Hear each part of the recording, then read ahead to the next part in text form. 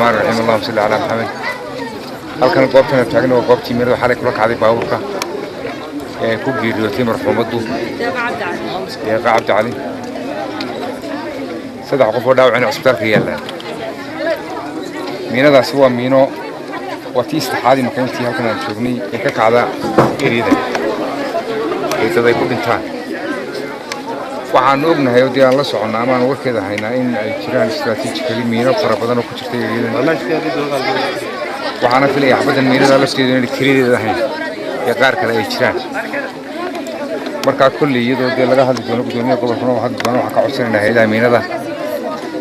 iyo hay'adaha ku shaqada leh in sida ugu dhaqso badan looga hawlgalo arrintaasi oo yani magaalada dad ku nool yahay oo bini'aadam ku nool yahay oo miina taala waxa aqliga bini'aadamka ka weyn bay noqonaysaa mahaantii waxaan balan qaadinaa hadii ilaahay raalli ka noqdo anagoo wada socono qoladii hore tarasna in sida ugu dhaqso badan looga hawlgalay shaqo wixii ay hayaan bay dhigaan meel kasto gobol ka mid ah ka shaqeynayaan staff inay soo raraan baa hurday gurbida hawlgalada ku jira oo ay halkan keenaan oo sida ugu dhaqso badan leh ayaan ku codsanaynaa in laga hawlgalo sababtoo ah waa faqran wax loo dul qaadan karayo ma wax bini'aadam u dul qaadan karayo ma wax bini'aadam ku dul noolaan karayo ma wax suuq weey marka waxa leeyahay dadku ha ka taxadiraan wadooyinka wixii arkaana soo sheegaan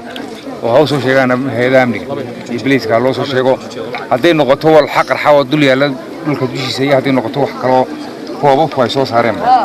dhowr goobood baan tagnay saaka meelo badan oo miina ku jirto oo wadi saaran tahay baan soo aragnay waxaanu tusi doonaa hay'adaha miinada ku shaqada leh markaas si caama in eeriyadan xaafadan looga hawlgalo qodan iyo Oktoobar labadaba ayaan hawlgelin doonaa hadii ilaahay raalli ka noqdo wassalaamu calaykum waraxmatullaahi miina dhulka ku aasan markii hore ayaa mistake dhacay hay'ado fara badan baa soo maro miinada ah oo santi barbar mid looran jiray mid fiin baayar looran jiray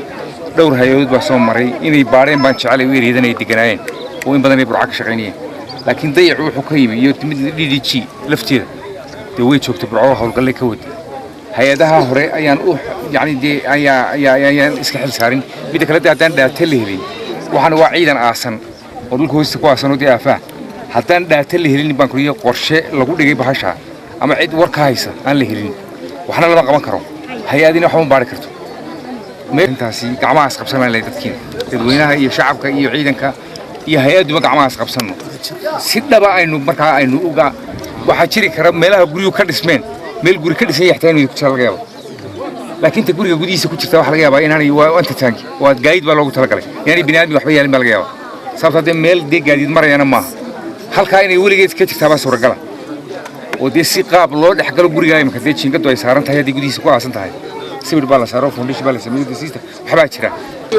bismillaahir rahmaanir rahiim inna lillahi wa inna ilaihi raaji'uun xalay saacad ay ahayd cabaarkoodii habeenimo الله نحرستالك وحنا مرحومات